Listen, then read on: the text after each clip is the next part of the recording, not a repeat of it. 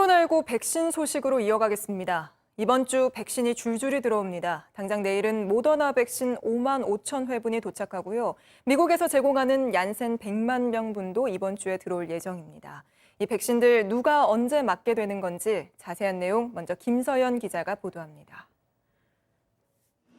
내일 국내에 도착하는 모더나 백신 5만 5천 회분은 다음 달 중순부터 30대 미만 의료기관 종사자들에게 접종됩니다. 미국에서 제공하는 얀센 백신 100만 명분도 이번 주 중 우리나라에 도착합니다. 애초 바이든 미국 대통령이 약속했던 55만 명분의 2배에 달하는 물량입니다. 우리 군용기가 직접 미국에서 공수해와서 30세 이상 군 관련 종사자들에게 접종할 예정입니다. 얀센 백신은 한 번만 맞으면 되고 남아공, 브라질 등 변이 바이러스에 효과가 있는 것으로 알려졌습니다. 다음 달 7일부터는 60세부터 64세 일반인과 유치원, 어린이집, 초등학교 1, 2학년 교사에 대한 접종이 이뤄집니다. 6월 말부터는 30세 미만 돌봄 취약시설 종사자와 사회 필수 인력이 화이자 백신을 맞게 됩니다. 이렇게 해서 정부는 6월까지 1,300만 명, 9월까지 3,600만 명에 대해 1차 접종을 마무리하고 11월 집단 면역을 달성한다는 방침입니다. 어제까지 누적된 1차 접종자는 539만여 명, 전체 인구의 10.5% 정도입니다. 접종 당일 이른바 노쇼에 따른 잔여 백신을 맞은 사람은 지난 27일부터 사흘간 15만 6천여 명입니다. 네이버나 카카오 앱 당일 예약을 통해 9천여 명이, 병원 예비 명단을 통해 14만 7천여 명이 잔여 백신을 맞았습니다. JTBC 김서연입니다. 6월 백신 계획 전해드렸는데요. 저를 포함해서 아직 접종 대상 아닌 분들 많습니다. 그래서 잔여 백신이라도 맞으려 하는데 참 구하기가 하늘의 별따기다 보니 온라인에 난 이렇게 해서 맞았다는 성공 후기까지 올라오고 있는 상황입니다. 마침 저희 보도국에도 이 잔여 백신 맞은 기자가 한 명 있어서 스튜디오로 불러봤습니다. 자, 백민경 기자. 신청이 쉽지가 않다던데 어떻게 했습니까? 네, 저도 특별한 방법은 없어서 전화를 많이 했습니다.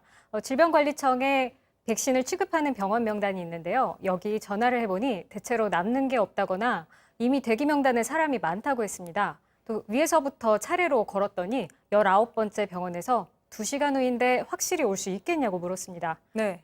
또 직장인이라고 하니 최소 1시간은 예상하고 와달라고 했습니다. 1시간이요? 그 병원에서 좀 시간이 오래 걸리는가 봐요?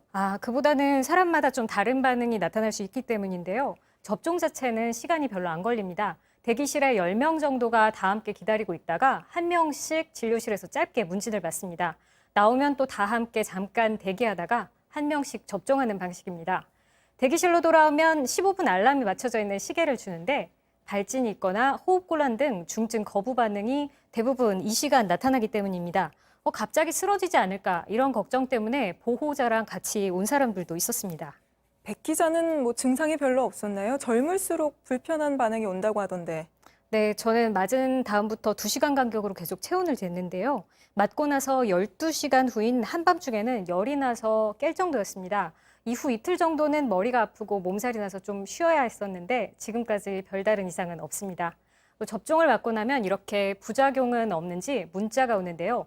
두통이 계속된다고 답변을 했더니 보건소에서 심하면 병원에 와야 한다고 전화가 왔었습니다.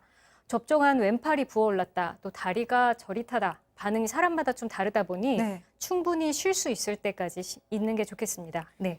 지금 온라인에는 이런저런 예약할 수 있는 팁 이런 게 올라오고 있다고 하는데요. 백 기자가 알고 있는 방법이 있습니까?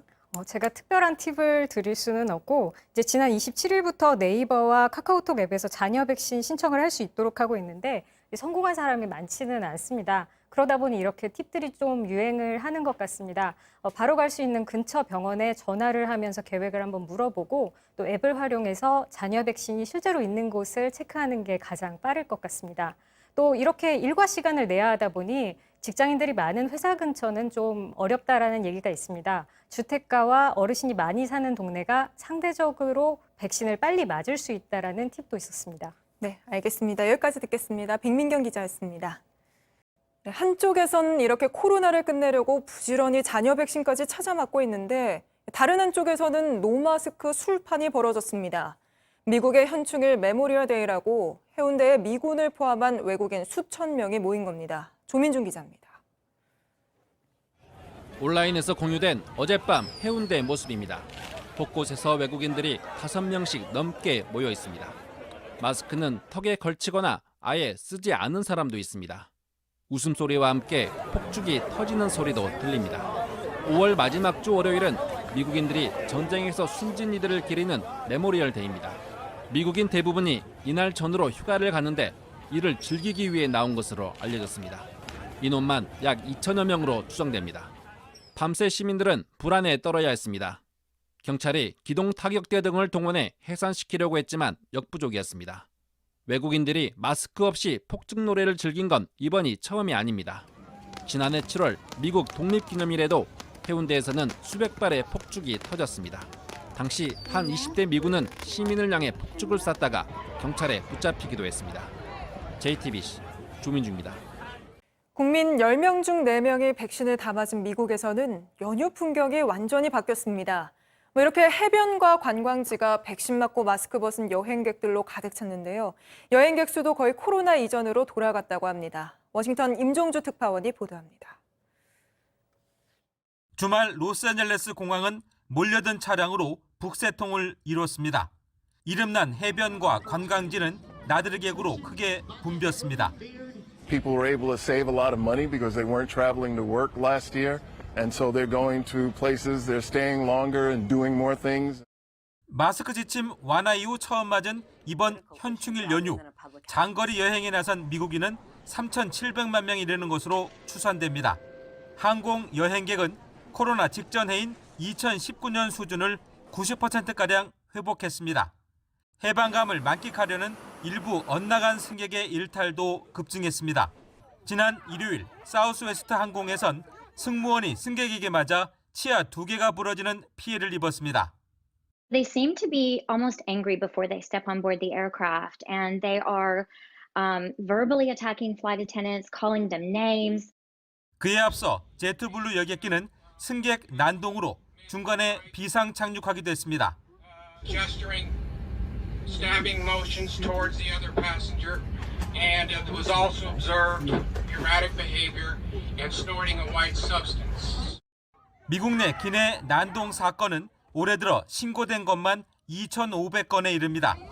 마스크 착용 규정을 어긴 1,300명은 별도 조사가 진행 중입니다. 미국에선 전체 인구의 40.5%가 백신 접종을 마쳤습니다. 적어도 한 번 백신을 맞은 사람은 절반에 이릅니다. 워싱턴에서 JTBC 임종주입니다.